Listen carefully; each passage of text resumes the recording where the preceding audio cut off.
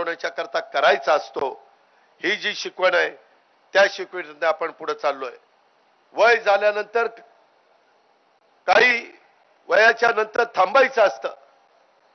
हा वर्षानुवर्ष चालत आलेली ती परंपरा आहे, परंतु काही काही जण ऐकायला तयार नाही, हट्टीपणा करतात।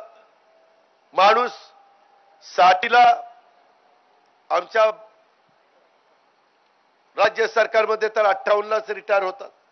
ते म्हणतात अरे आम्हाला 60 पर्यंत तरी ठेवा। काही जण 65ला रिटायर होतात, काही जण 70ला रिटायर होतात, काही 75ला रिटायर होतात। 80 झालं तरी माणूस रिटायर होणार, 84 झालं तरी तुम्ही थांबणार। काय चाललंय काय?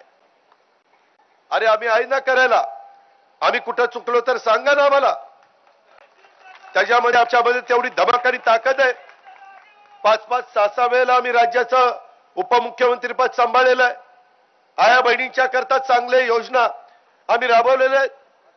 आदित्य तटकरेंनी आता चौथा महिला धोरण माझ्या महिलांच्या करता आणलेलं आहे। त्याच्यामध्ये महिलांना अधिक मान सन्मान प्रतिष्ठा कशी मिळेल